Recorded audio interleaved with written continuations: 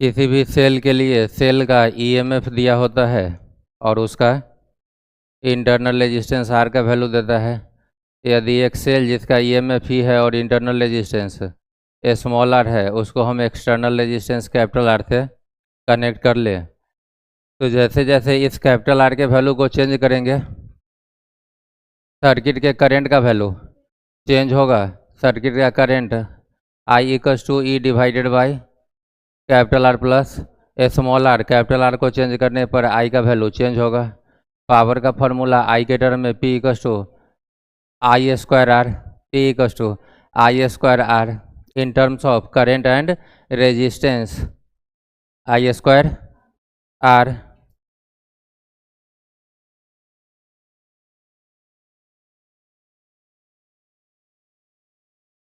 तो I change हो रहा है तो पावर भी क्या होगा, चेंज होगा।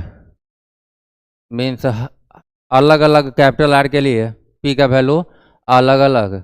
तो कैपिटल आर का कोई एक ऐसा वैल्यू, कैपिटल का आर का कोई ऐसा वैल्यू जिसके लिए पावर का वैल्यू सबसे ज़्यादा हो जाए, पावर का वैल्यू सबसे ज़्यादा हो जाए,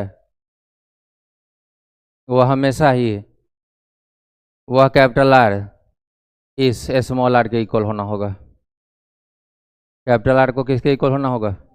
और यदि ऐसा हो जा रहा है कि कैपिटल आर किसके इक्वल है, स्मॉल आर के, तो उस समय सर्किट का पावर क्या हो जाएगा, सबसे ज़्यादा हो जाएगा, मैक्सिमम हो जाएगा। ठीक है क्या। और पावर हाई हो रहा है तो करंट को भी ज़्यादा होना होगा आई स्क्वायर आर से। यदि आप पावर निकाल रहे हैं, पावर किसके थ्रू, इस एक्सटर्नल रेजिस्टेंस के थ्रू पावर निकाले, तो वह पावर मैक्सिमम होगा।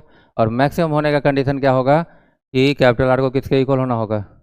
इसी चीज़ को हम लोग बोलेंगे कि यदि एक्सटर्नल रेजिस्टेंस या लोड के थ्रू पावर को मैक्सिमम होना है, तो सर्किट का टोटल इंटरनल रेजिस्टेंस को इक्वल होना होगा टोटल एक्सटर्नल के। यदि दो बैटरी रहता है, एक R1 और एक R2 इंटरनल, तो टोटल इंटरनल कितना, R1 प्लस R2, उसको कैपिटल आर के इक्वल होना होता है। यदि एक्सटर्नल भी एक से ज़्यादा होता तो सबके सीरीज का कम्बिनेशन कर लेते और टोटल इंटरनल को टोटल एक्सटर्नल के इक्वल करते, तब जा करके पावर क्या होता है, मैक्सिमम होता है। तो सबसे पहले मैक्सिमम पावर ट्रांसफर थ्योरम का स्टेटमेंट लिख लेंगे। According to this theorem, maximum power can be delivered through external resistance,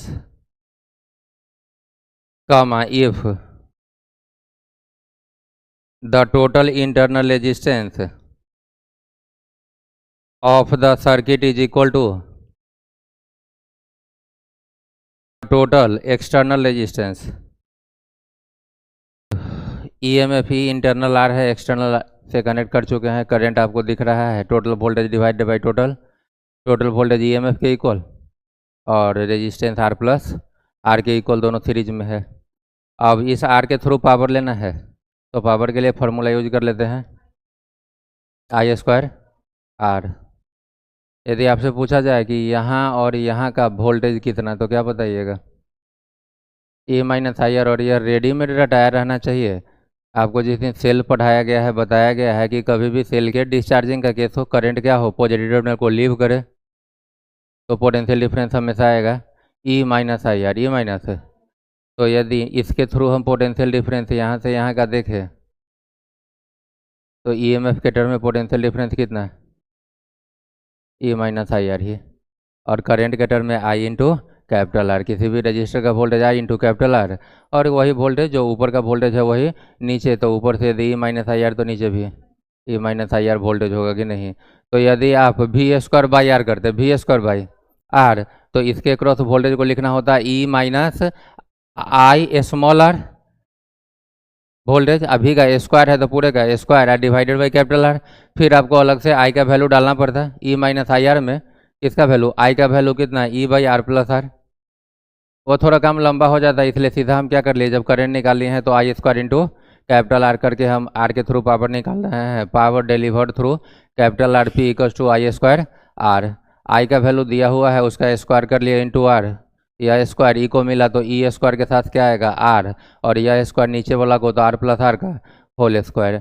यहाँ से देखिए यदि रेजिस्टेंस बढ़ाएंगे तो पावर बढ़ता हुआ दिख रहा है, लेकिन यदि रेजिस्टेंस बढ़ाएंगे तो नीचे से चलिए तो पावर घटता हुआ, मतलब ना डायरेक्टली ना इन्वर्सली। और पावर को करना है मैक्सिमम, तो मैक्सिमा या मिनिमा का कंसेप्ट लगाएंगे, या मैक्सिमा या मिनिमा का कंसेप्ट है कि स्लोप को क्या करते हैं, जीरो करते हैं। किसी भी सेल का जो ईएमएफ है वो फिक्स रहेगा या वेरी करेगा, गिवन सेल के लिए फिक्स रहेगा। उसका इंटरनल रेजिस्टेंस फिक्स रहेगा। आप वेरी किसको करवा सकते हो, कैपिटल आर को, एक्सटर्नल को। तो ई फिक्स है या वेरी कर रहा है नीचे वाला, या स्मॉल आर फिक्स है।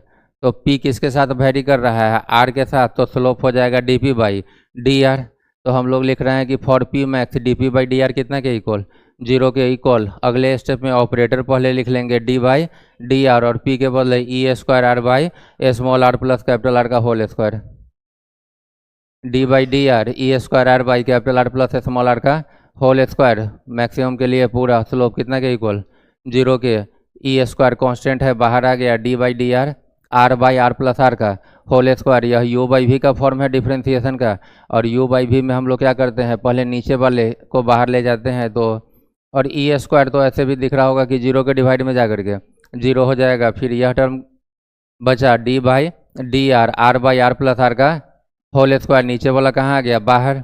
डी बाई डी आर किसका, ऊपर वाले का, आर का, माइनस, फिर यहाँ से उल्टा काम, तो पहले क्या लिखेंगे, आर, फिर D by D R plus R का whole square, whole divided by नीचे वाले का स्क्वायर। तो पहले से स्क्वायर था, स्क्वायर करने पर पावर 4 = 0। नीचे वाला टर्म उधर जीरो से मल्टीप्लाई होकर के जीरो हो जाएगा। तो ऊपर का टर्म बचा आर प्लस आर का whole square, D by D R of R 1 हो गया, माइनस आर के बदले आर। और यह जो है डिफ्रेंसिएशन का फॉर्म सही नहीं है, यह पावर वाला है, और पावर वाले में जानते हो कि बेस आता है नीचे। नीचे कौन आता है, बेस। तो नीचे क्या आना चाहिए, capital R plus small R. तो D by D R plus R का होल स्क्वायर, और बेस नीचे आ गया डी के साथ। यह टर्म अपने मन से लिए, तो into D R plus R by D R = 0। R plus R का होल स्क्वायर, माइनस वाला उधर जा करके प्लस में हो जाएगा। तो यह आर के बदले आर, जिस चीज़ का पावर है वही टर्म कहाँ है, नीचे है। तो पावर कहाँ जाएगा, आगे। फिर वेरिएबल लिखेंगे आर प्लस आर, और नया पावर पहले से एक कम, एक पावर लिखने की ज़रूरत। तो पावर 2 आ गया है, आर प्लस आर, इसका पावर 1 लिखने की ज़रूरत। यह ऑपरेटर है D by D R U plus भी, तो D by D R capital R को भी मिलेगा, और D by D R small R को भी। तो D by D R capital R और D by D R small R. D by D R of capital R तो 1 हो जाएगा। स्मॉल आर कांस्टेंट था या वेरिएबल, कांस्टेंट है स्मॉल आर, तो कांस्टेंट का डिफरेंशिएशन 0, तो यह पूरा आएगा 1 + 0 मतलब 1। एलएचएस में है आर प्लस आर का whole square, R plus R का, आर के बदले आर इस 2 को अंदर भेज लेते, 2r प्लस 2r, तो 2 आर बाहर में 2r प्लस 2r, और यह था 1 + 0, 1 + 0, 1 + 0 1। अब इस आर को अंदर भेजिए, तो 2r square plus 2 capital R into small R, चाहे स्मॉल आर इंटू या ए प्लस बी का होल स्क्वायर। ब्रेक कर लिए हैं, यह 2r से इधर का 2r, यह कैपिटल आर स्क्वायर उधर जाके माइनस होगा। तो small R square = capital R square, और स्मॉल आर किसके इक्वल, कैपिटल आर के इक्वल है। स्मॉल आर कैपिटल आर के इक्वल इस कंडीशन के लिए है जब पावर को मैक्सिमम होना है, तब जाकर के दोनों को इक्वल होना होगा, दोनों को, कि नहीं। अब रही बात कि यदि दोनों इक्वल है तो पावर का मैक्सिमम वैल्यू कितना मिलेगा। तो पावर का वैल्यू तो आपने लिखा है E square R by R plus R का, ऊपर कैपिटल आर है, नीचे कैपिटल आर, और पावर का मैक्सिमम वैल्यू निकालेंगे तो स्मॉल आर भी किसके इक्वल, तो नीचे आर प्लस आर 2r का स्क्वायर 4r स्क्वायर, एक आर, तो E square by 4r, E square by वही लिखा हुआ है कि पी मैक्स का वैल्यू क्या आ जाएगा, E square divided by 4r। Clear हुआ गया। तो कभी भी किसी भी इलेक्ट्रिकल सर्किट से का जो एक्सटर्नल रेजिस्टेंस है उसके थ्रू पावर मैक्सिमम यदि लेना हो तो पूरे सर्किट का जो टोटल इंटरनल रेजिस्टेंस है उसको इक्वल होना होगा एक्सटर्नल रेजिस्टेंस, और एक्सटर्नल को ही लोड रेजिस्टेंस या केबल लोड भी बोलते हैं, ठीक है। और मैक्सिमम पावर का वैल्यू कितना आएगा, तो ई स्क्वायर बाई 4r, जहाँ ई रहेगा सेल का ईएमएफ बाई 4 और आर रहेगा एक्सटर्नल। या आप 4 और आर के बदले इंटरनल भी ले सकते हो, क्योंकि मैक्सिमम के केस में यह दोनों क्या होता है, इक्वल होता है या नहीं होता है। तो अभी एक से ज़्यादा सेल हो जाए तो उसका नेट ईएमएफ निकालिए। सर्किट में एक से ज़्यादा सेल हो जाए तो उसका नेट ईएमएफ निकालेंगे। सीरीज में है तो ऐड करके या सब्सट्रैक्ट करके, और पैरेलल में है तो E1 R2 plus E2 R1 by R1 plus R2 करके निकालेंगे, दो के लिए कि नहीं। दो से जैसे जैसे ज़्यादा होता जाएगा आपका कम्प्लेक्सिटी बढ़ता जाएगा। मान लीजिए 3 हो गया तो 3 में से पहले 2 को बनाकर एक सेल बनाएंगे और फिर उसका किसके साथ, तीसरे के साथ कम्प्लेक्सिटी बढ़ता है कि नहीं, नोट कर सकते हैं।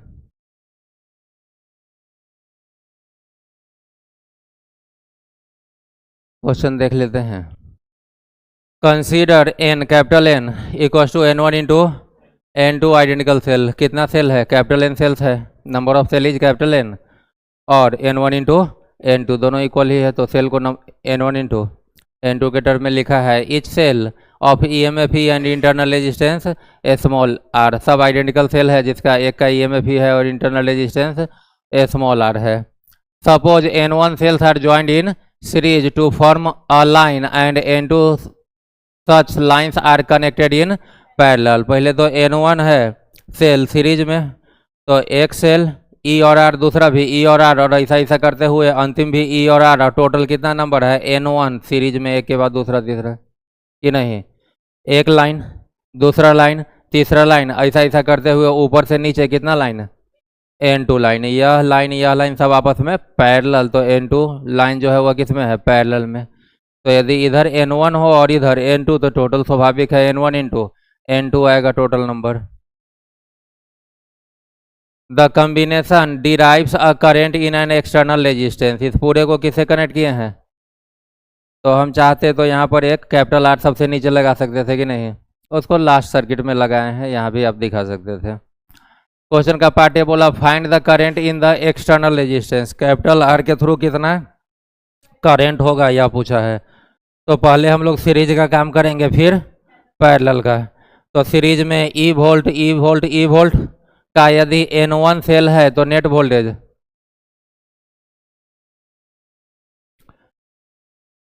अरे नेट केवल वोल्टेज पूछा जा रहा है, N1 E1 नहीं, N1 E या कमा है बाबा, E है, वैल्यू कितना है EMF का E है, तो N1 इंटू सीरीज में EMF क्या होता है, ऐड होता है, तो 2 रहे तो E प्लस E 2E, 3 रहे तो 3E, N रहे तो NE, तो N1 रहे तो N1E वोल्टेज हो जाएगा कि नहीं। एक का इंटरनल R, दूसरा भी R, तीसरा भी R, तो इक्विवेलेंट का N1R, यहाँ N का कितना है नंबर N1R। तो हम एक सेल सबको हटा करके सीरीज वाले को एक सेल डाले, उसका वोल्टेज N1E और कमा दे करके इंटरनल कितना N1R। नीचे वाले लाइन का भी वही हाल होगा, उसके नीचे का भी वही, और ऐसा ऊपर से नीचे कितना N2, तो ऐसा ऐसा N2 है N1E, तो यहाँ भी N1E N1R, तो ऐसा ऐसा N2 है कि नहीं है। अब यदि 1 2 ऐसा ऐसा करके N2 सेल है और एक का EMF N1E है, तो सबको हटा करके जो एक डालेंगे उसका EMF कितना, पैरेलल में कभी भी वोल्टेज में कहीं कोई चेंज नहीं आता है, जितना एक का उतना ही दूसरा, उतना ही तीसरा, तो सबको हटा करके जो इक्विवेलेंट डालेंगे उसका भी वोल्टेज जो था वही रहेगा या नहीं रहेगा। एक का वोल्टेज भी, दूसरे का भी R1 के क्रॉस भी, R2 के क्रॉस भी, तो बैटरी का वोल्टेज भी ही रहता है, नेट वोल्टेज की नहीं रहता है। तो इक्विवेलेंट सबको हटा के एक सेल डालेंगे तो उसके लिए EMF कितना N1 इंटू E ही रहेगा। एक का इंटरनल N1R, दूसरा भी N2R, तीसरा भी सॉरी N1R और N1R, ऐसा ऐसा कितना सेल है, N2 है पैरेलल में, तो इक्विवेलेंट कितना N1R बाई N2 हो जाएगा कि नहीं, क्योंकि पैरेलल में फार्मूला होता है R बाई N। तो यहाँ पर R का वैल्यू R का वैल्यू कितना N1R by R by N के क्या है नंबर ऑफ सेल N2 है, तो N1R बाई N2। तो वह आपको यहाँ पर दिखाया गया है कि एक जो सेल डाले हैं वोल्टेज तो उसका N1E ही रहेगा, कमा दे करके रेजिस्टेंस हो जाएगा N1R बाई N2 की नहीं। अब सब सेल जो लंबा चौड़ा दिख रहा था उसको एक इक्विवेलेंट सेल में कन्वर्ट कर लिए, और वह सारा सेल किससे कनेक्टेड था, एक्सटर्नल से R से, तो यह भी किससे कनेक्टेड रहेगा, एक्सटर्नल R। और इसी R के थ्रू करंट पूछा है कि नहीं पूछा है आपको, यह R और यह स्मॉल r मान लीजिए, पूरे को इंटरनल, दोनों आपस में सीरीज में या पैरेलल में, सीरीज में, तो दोनों का रेजिस्टेंस के लिए नेट के लिए ऐड हो जाएगा, और current equals to EMF net EMF divided by net resistance circuit का नेट ईएमएफ N1E E1 यहाँ लिखा हुआ है, गड़बड़ है वह N1E अब बाई रेजिस्टेंस नेट कितना R plus N1R by N2 part A का आंसर यही होगा या नहीं होगा। बी में आपका बोला है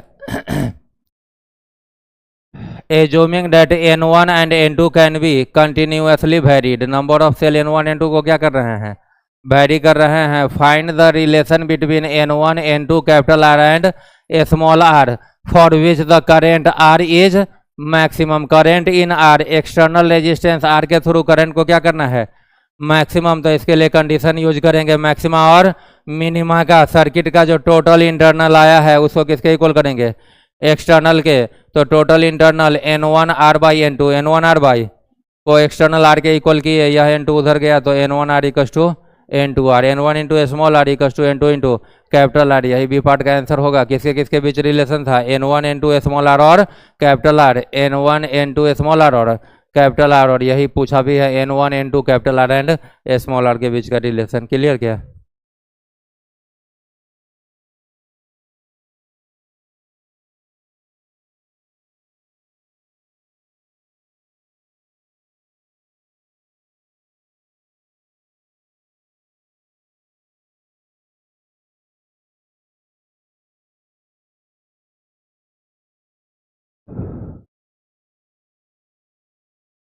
आर के क्रॉस पावर निकालना हो तो फर्स्ट फार्मूला भी आई नहीं पता है लेकिन भी तो दिया हुआ है, तो भी के बदले भी, और इस सर्किट का करंट आई जो होगा वह होगा भी बाई आर। तो यहाँ से क्या आ जाएगा, भी स्क्वायर बाई आर आ जाएगा, नहीं आ जाएगा। भी और आर दे रखा था तो यहाँ पर आप क्या यूज कर लिए, भी स्क्वायर बाई आर। पावर का आपके पास एक तो मेन फार्मूला इलेक्ट्रिकल वर्क, यदि इलेक्ट्रिकल पावर है तो electrical work divided by time की नहीं। उसके बाद भी आई स्क्वायर आर और भी स्क्वायर बाई आर। एक्चुअली आपको बताने यह जा रहे हैं कि कब किसका यूज करना सही रहेगा। तो देखिए यदि आप यूज कर लिए पी इक्वस टू भी आई, तो यहाँ पर क्वेश्चन में दिया क्या, भी और आर दिया, आई का कहीं कोई जिक्र नहीं है।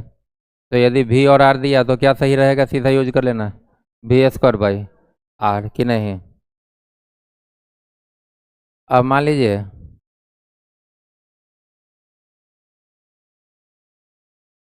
एक हो जाए 10 ओम और एक हो जाए 20 ओम और समथिंग भी वोल्ट के बैटरी से कनेक्ट कर ले। किसे कनेक्ट कर ले, भी वोल्ट के बैटरी से। और आपसे पूछ ले कि पावर 10 ओम के क्रॉस ज़्यादा होगा कंज्यूम या 20 ओम के क्रॉस कि नहीं। पूछ क्या रहा है, पावर। तो अब हम लोग पावर के फॉर्मूला पे जाएंगे। फॉर्मूला अपने पास भी आई भी है, आई स्क्वायर आर भी है, भी स्क्वायर बाई आर भी है कि नहीं है। तो यहाँ पर हम लोग दोनों का इंडिविजुअल पावर निकालना शुरू नहीं करेंगे कि पहले पावर निकाल लिए इसका फिर पावर निकाल लिए इसका और उसके बाद कंपेयर करें, ठीक है क्या। तो हम लोग यह देखेंगे कि यह रेजिस्टेंस और यह रेजिस्टेंस सीरीज में है या पैरेलल में। और सीरीज में क्या सेम होता है, करंट सेम होता है। तो पावर का फॉर्मूला करंट के टर्म वाला लिखेंगे या वोल्टेज वाला, करंट वाला, क्योंकि वह करंट इसके लिए और इसके लिए दोनों के लिए क्या रहेगा। तो P equals to I square R, जितना आई इसका उतना ही आई, तो दोनों का आई स्क्वायर भी क्या रहेगा, सेम। इसका मतलब P को क्या होना होगा, R के प्रोपोर्शनल होना होगा। जिसका रेजिस्टेंस ज़्यादा है उसका पावर कंजम्पशन क्या होगा, ज़्यादा होगा या नहीं होगा।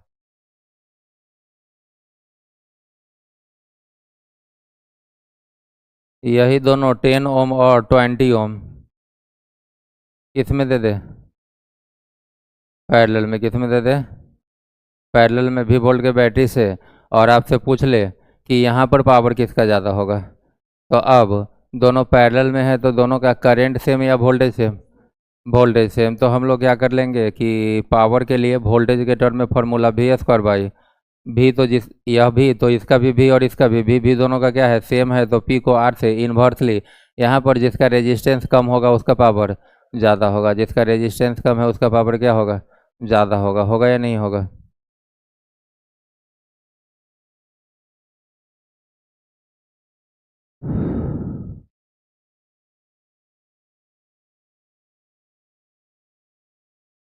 तो 10 ओम और 20 ओम, और किससे कनेक्ट कर ले रहे हैं? 30 वोल्ट के बैटरी से। किससे कनेक्ट कर ले रहे हैं? 30 वोल्ट के बैटरी से। और आपसे पूछ लिया इसका पावर P1 बोल लीजिए, क्या बोल लीजिए, P1। इसके अक्रॉस जो भी पावर होगा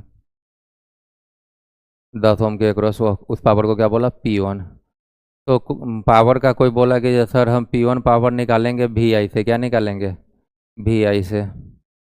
तो यदि पावर आप निकाल रहे हो 10 का, तो वोल्टेज जो है वो नेट लेंगे कि 10 का वोल्टेज लें। 10 वाला का कितना वोल्टेज है, और आई 10 वाला का, या फिर नेट आई, क्योंकि जो नेट चलेगा वही 10 को मिलेगा कि नहीं। लेकिन हाँ, एक्चुअल देखा जाए तो VI, यदि यह पावर पहला का तो भी पहला का, और आई भी पहला का। तो चलिए हम भी निकालते हैं। जब भी सीरीज में दो रेजिस्टेंस R1 और R2 हो और नेट वोल्टेज को यदि भी मान ले, तो पहला का वोल्टेज निकालना होता है तो रेजिस्टेंस पहले का ही divided by total into total voltage. तो पहले का रेजिस्टेंस 10 बाई टोटल कितना, 30 इंटू टोटल वोल्टेज 30। यह आ गया इसके अक्रॉस वोल्टेज 10 वोल्ट। 30 में से इसको कितना मिला, 10, उसको मिलेगा 20 कि नहीं मिलेगा। तो पहले आप इसका देखिए, तो V के बदले 10, और आई तो निकालिएगा V बाई R इक्विवेलेंट करके। तो I के लिए V कितना, 30, अब बाई R इक्विवेलेंट कितना, 30, तो 1 एम्पियर। यहाँ से आ गया पावर 10 वाट। क्या आया, 10 वाट। आप फर्स्ट फार्मूला का यूज किए थे, P इक्वस टू VI। अब अगला को यूज करें, P equals to I² R। तो यहीं से आ जाइए, I कितना एम्पियर आया था, 1 एम्पियर। तो 1² और R कितना, 10। यहाँ से कितना वाट, 10 वाट। अब कोई पावर के लिए फार्मूला यूज करे, VI के बाद I² R, और उसके बाद V² by R। V² by R। Power यदि पहला का है तो वोल्टेज भी पहला के क्रॉस वोल्टेज आप यह वाला टर्म निकाल चुके हो, कितना वोल्ट, 10। तो 10 का स्क्वायर कितना, 100 बाई R कितना है, 10। तो कितना वाट आया, 10 वाट। इसका मतलब 3 अलग अलग फार्मूला है, और तीनों जगह से सेम रिजल्ट या अलग अलग, सेम रिजल्ट आएगा कि नहीं आएगा। लेकिन यदि मुझे बोला जाए कि आप यहाँ पर इसका पावर निकालिए, या आप लोगों को ही, तो इस तीनों में सबसे आसान कौन सा दिख रहा है, करंट वाला I² R। सर्किट का नेट वोल्टेज और नेट रेजिस्टेंस पता है, तो करंट निकालेंगे total voltage by total resistance 1 ampere, और I² इंटू R कर लेंगे। इसका पावर कितना, 20 वाट। I तो 1 ही है, और R कितना, 20। तो 1² इंटू 20 वाट। क्लियर क्या? तो ऐसा है क्या कि जो यही यूज कर सकते हैं, या यही जो चाहिए आप यूज कर सकते हैं गिवन डाटा के हिसाब से। फिर आपको जो आसान हो, काम जल्दी हो जाए, आप वही यूज कीजिए। यदि आप किसी का भी यूज कीजिएगा, भले ही टाइम ज़्यादा लगे, लेकिन रिजल्ट हमेशा सेम आएगा कि नहीं आएगा। लेकिन जैसे ही कंपैरिजन का केस आ जाए, किसका केस आ जाए, कंपैरिजन, एग्जैक्ट वैल्यू नहीं पूछे, किसका ज़्यादा और किसका कम पूछे, तो सीरीज में है, तो सीरीज में चूंकि करंट सेम होता है, तो किस फार्मूला पे जाइए, करंट वाला फार्मूला I² R। और यदि दो पैरेलल में हो तब कंपैरिजन पूछेगी किसका ज़्यादा किसका कम। तो ठीक है क्या? नेक्स्ट जो हम लोगों को जानना है, यहाँ से एक चीज़ और पता चला कि सीरीज में यदि I² R कर रहे हो, I तो सेम है, तो जिसका R ज़्यादा उसका पावर ज़्यादा, और पैरेलल में V² बाई R कर रहे हैं, तो जिसका R कम उसका पावर ज़्यादा होगा। होगा या नहीं होगा? अगला क्या होता है कि किसी भी बल्ब वगैरह के लिए, एक तो बल्ब के ऊपर रेटिंग दे देगा पावर का, मान लीजिए 100 वाट और 220 वोल्ट, और इसका सप्लाई दिया 110 वोल्ट। कितना दिया, 110 वोल्ट। तो होगा क्या कि बल्ब या हीटर वगैरह के ऊपर जो यह प्रिंट करके आ रहा है, इसको बोलेंगे रेटेड पावर, और इस वोल्टेज को बोलेंगे रेटेड वोल्टेज। रेटेड पावर और रेटेड वोल्टेज का मतलब है कि उस बल्ब को यदि आप 220 वोल्ट सप्लाई दीजिएगा, तब जाकर के वह पावर आउटपुट कितना देगा, 100 वाट देगा। लेकिन यदि 220 से कम दे दीजिए, 220 से कम दे दीजिए, तो स्वाभाविक है कि पावर को पहले से क्या होना होगा, कम ना होगा। तो यहाँ से आपको जानना क्या होगा कि जब भी किसी हीटर या बल्ब का पावर और वोल्टेज देता है, क्या क्या देता है, पावर और वोल्टेज, तो लगभग 99% केसेस में वह आपको रेजिस्टेंस निकालने के लिए देता है। क्या निकालने के लिए, रेजिस्टेंस निकालने के लिए देता है। जब भी किसी भी बल्ब या हीटर का क्या दे दे, पावर और वोल्टेज, तो वह क्या निकालने के लिए दिया, उसका रेजिस्टेंस निकालने के लिए दिया। ठीक है क्या। मान लीजिए इसी क्वेश्चन में यदि रेटेड है 100 वाट 220 वोल्ट, सप्लाई की है 110 वोल्ट, और आपसे पूछ ले कि पावर कितना होगा, पावर वोल्टेज को क्या कर लिए हैं, आधा। अब दिमाग में कहीं यह आ रहा होगा कि वोल्टेज आधा कर लिए हैं, तो इसी क्वेश्चन में आपको रेटेड पावर रेटेड वोल्टेज दे दिया, और सप्लाई वोल्टेज, रेटेड वोल्टेज तो 220 है, सप्लाई क्या किया, आधा। तो दिमाग कर रहा होगा कि कहीं वोल्टेज आधा तो पावर भी आधा हो जाना चाहिए, होगा नहीं, मेरे हिसाब से 1/4 हो जाएगा, होना 220 वोल्ट पे 100 वाट था, तो 110 पे 25 वाट आएगा। ठीक है क्या। और आपको निकालने को बोल दे कि भाई 110 वोल्ट दिए हैं तो ये कितना पावर कंजम्पशन करेगा, ऐसा नहीं जो लिखा हुआ है वह दिखा लेंगे। ठीक है क्या। वो तो लिखा हुआ है उतना कम मिलेगा, जब यहाँ पर कितना देते, 220 देते। तो आपको अभी बताया गया कि सबसे पहले पावर और इसके हेल्प से क्या निकाल लीजिए, रेजिस्टेंस निकाल लीजिए। तो P और V, P का V वाला के साथ क्या relation, P equal to V² by, या इसका मतलब है R इक्वल टू हमेशा क्या निकालिएगा, V² बाई P, जो भी वोल्टेज दिया है उसका स्क्वायर डिवाइडेड बाई पावर करके आप क्या निकाल लीजिए, रेजिस्टेंस निकाल लीजिए। तो रेजिस्टेंस यहाँ पर निकालिएगा तो V का स्क्वायर 220 इंटू, अब IP कितना है, 10 से 22 इंटू 22 484 ओम का रेजिस्टेंस आ गया। अब इस रेजिस्टेंस को आप सप्लाई कितना कर रहे हो, 110 वोल्ट, तो पावर क्या होगा, तो पावर का फिर से वोल्टेज और रेजिस्टेंस के टर्म में फार्मूला, नया पावर को P डैश बोल ले तो V² बाई R, V कितना 110 इंटू, अब बाई R को आप 484 ना करके 22 इंटू 22 ही कर लीजिए, इससे यह 5 टाइम्स और इससे यह 5 टाइम्स, कितना वाट आ गया, 25 वाट का कंजम्पशन होगा। समझ में आई बात क्या। तो जब भी हाँ पावर और वोल्टेज दिया जाए रेटेड वाला, तो वहाँ से आप क्या निकालिए, रेजिस्टेंस, फिर अकॉर्डिंगली जो सप्लाई किया है वोल्टेज उसके अकॉर्डिंग पावर कैलकुलेशन कीजिए। ठीक है क्या। ऐसा एक बल्ब ना दे करके एक और बल्ब दे देता सीरीज में, एक और बल्ब दे देता, तो पहले R1 निकालते और फिर R2 निकालते, और सप्लाई करता है 110 वोल्ट और बोलता है कि टोटल पावर कंज्यूम्ड बताइए, टोटल पावर कंज्यूम्ड बताइए। तो टोटल पावर के लिए आप दो तरीके से काम कर सकते थे, R1 का पावर अलग निकाल लेते, तो उसके लिए R1 का I निकालना पड़ जाता, सीरीज में है तो, कि नहीं। नेट करंट कैसे निकालते, 110/R1 प्लस R2, और पहला के लिए I² R1 और दूसरा के लिए I² R2, लेकिन वो थोड़ा लंबा हो गया, उससे अच्छा है जब नेट पावर ही पूछ रहा है तो R1 और R2 जो दोनों सीरीज में था उसका क्या निकाले, इक्विवेलेंट निकाले, और इक्विवेलेंट को वोल्टेज कितना मिलेगा 110, और पावर के लिए क्या यूज कर ले, V² बाई R यूज कर ले, तो टोटल पावर कंज्यूम्ड मिल जाएगा, मिलेगा या नहीं मिलेगा। ठीक है क्या। हाँ कभी ऐसा हो कि या तो पहला बल्ब का पावर पूछ ले या दूसरा बल्ब का, तब आप या तो करंट निकाल लीजिए या तो सर्किट का नेट करंट निकाल लीजिए। नेट करंट कैसे, 110/R1 प्लस R2, और यदि R2 का पावर था तो I² जो आपने I निकाला इंटू R2 करके दूसरे का पावर निकाल लीजिए, कि नहीं। या 110 वोल्ट को R1 और R2 में R2 का चाहिए, डिवाइड कर लीजिए, उसका वोल्टेज V2 और पावर V² मतलब V2² बाई R2 कर लेंगे, कि नहीं कर लेंगे। क्लियर है क्या। क्वेश्चन है आपके पास कि 40 डेकोरेटिंग बल्ब्स जो सीरीज में कनेक्टेड होता है एक के बाद दूसरा, जिसको राइस भी बोलते हैं, 40 डेकोरेटिंग बल्ब्स का एक सीरीज है, और उसको हम लोग किसी रूम में कनेक्ट कर दे रहे हैं उसके पावर प्लग को, कुछ आपको पावर या ब्राइटनेस मिलेगा। उसमें से एक बल्ब फ्यूज हो गया, एक बल्ब तो अब बचा 39। सब आइडेंटिकल बल्ब है।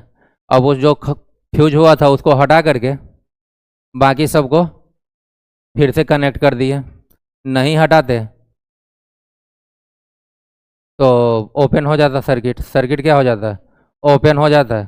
तो उसको हटा करके सर्किट को फिर से क्लोज कर दिया गया और फिर उसको उसी रूम में डाला गया।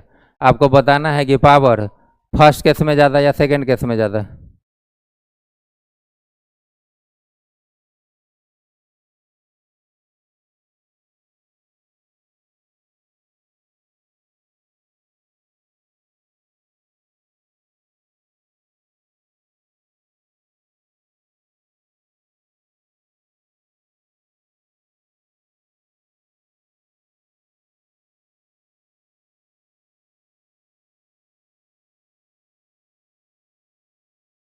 फर्स्ट केस का पावर ज़्यादा है और सेकंड केस का कम। और कोई बच्चा है?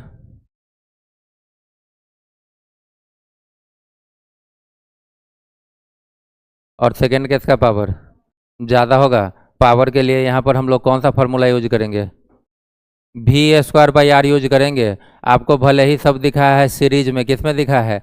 सीरीज में, लेकिन I² से काम नहीं चलेगा क्योंकि जब 40 था इस रूम में कनेक्ट किए हो तो पहले जो वोल्टेज मिल रहा था 40R को, अब वह किसको मिलेगा?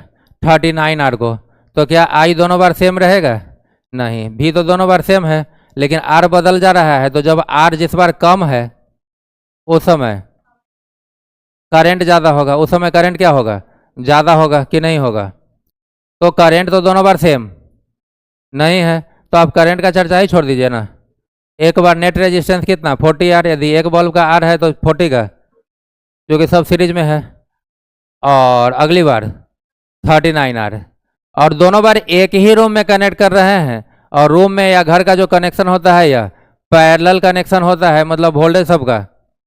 तो पहली बार जितना वोल्टेज था दूसरी बार भी उतना ही वोल्टेज है। तो यहाँ पर P = V² यूज करेंगे और यहाँ से दिख रहा है कि R जिसका कम होगा उस समय पावर क्या होगा?